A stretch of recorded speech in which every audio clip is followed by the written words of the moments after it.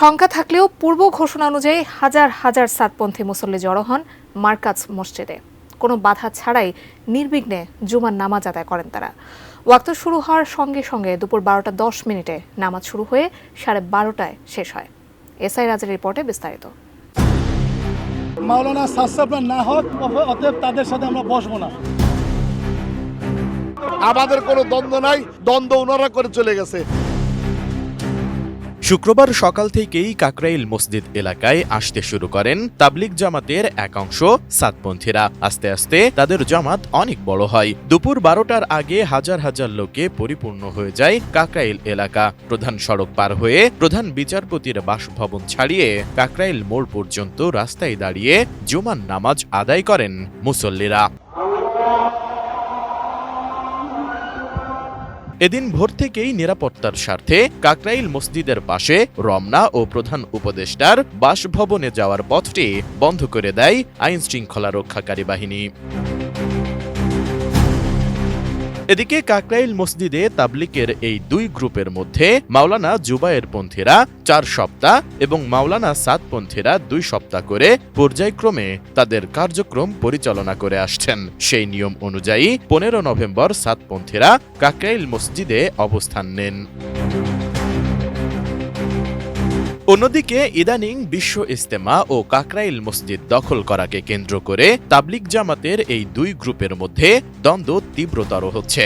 দুই গ্রুপই পাল্টাপাল্টি বক্তব্য দিচ্ছে। সাতপন্থীরা আগেই জানিয়েছিলেন 15 নভেম্বরের এই অবস্থানে যদি কেউ বাধা দেয় বা কোনো ঝামেলা হয় তাহলে এর দায়ভার পুরোপুরি জুবায়ের পন্থীদের নিতে হবে। নির্মাণ কাজেও আমি বেছে নেই CSRM TMT 500W, committed for better still। কোনরূপ কোনো বৈষম্য ছাড়া কাকরাইল মসজিদ এবং টঙ্গীর ইজতেমার মাঠ এবং ইজতেমা প্রথম ধাপে আমাদের করতে দিতে হবে। সারা দুনিয়ার বিশ্ব তাবলিগের বিশ্ব আমির হযরত মাওলানা সাহেবকে বাংলাদেশ ইজতেমা আসতে দিতে হবে, এটাই আমাদের দাবি, আর কোনো দাবি নেই।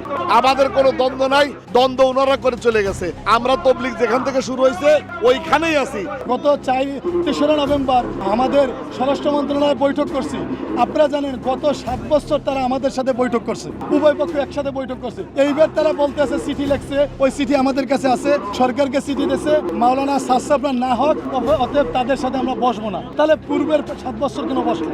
এই জন্য তাদের প্রত্যেকটা অভিযোগ ভিত্তিহীন এবং তাদের সাথে তাবলিগের কোনো সাথী খুব সামান্য পরিমাণ আছে। আর তারা মাদ্রাসার ছাত্রদেরকে ভুল বুঝিয়ে ওখান থেকে ভাড়া করে তাদেরকে এনে এই তাবলিগের মেহনতকে কুলুষিত করে।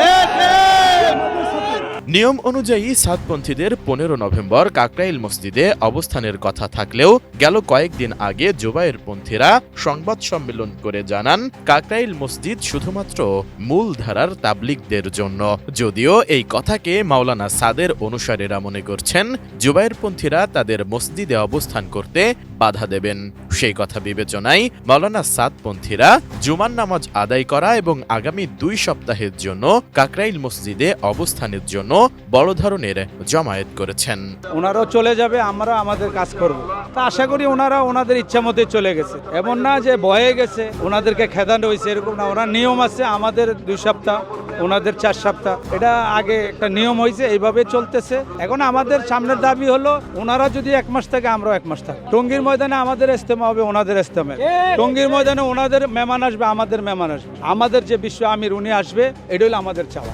যদিও কাকরাইল মসজিদে নির্ধারিত অবস্থানের সময় শেষ হওয়ায় মাওলানা জুবায়েরের অনুসারীরা সকাল থেকেই মসজিদের অবস্থান থেকে সরে যায়। দুই গ্রুপের মধ্যে যেন কোনো ধরনের ঝামেলা না হয় সে কারণে সকাল থেকেই কাকরাইল মসজিদকে কেন্দ্র করে কঠোর নিরাপত্তার ব্যবস্থা করে আইন শৃঙ্খলা রক্ষাকারী বাহিনী। আমাকে মূল উদ্দেশ্য হলো সারা পৃথিবীর মানুষ কিভাবে জাহান্নাম থেকে বাঁচা জান্নাতে যাইতে পারে, এটাই হলো আমাকে মূল উদ্দেশ্য। এখন তারা আলাদা দল গঠন করছে, আমরা তো তাগুলো লাগে বিতর্ক হইতে চাই না। আমাকে মূল উদ্দেশ্য আমাকে হরজতজি কিভাবে বাংলাদেশে আইতে পারে, কিভাবে ইজতেমা করতে পারে, এটাই আমাকে উদ্দেশ্য, আর কোনো উদ্দেশ্য না। আমরা একটা সমস্যা আশঙ্কা করছিলাম, কিন্তু আল্লাহ তাআলার ফজলক্রমে আলহামদুলিল্লাহ খুব সুন্দরভাবে আমরা কাকরাইল ঢুকতে পারছি, আলহামদুলিল্লাহ।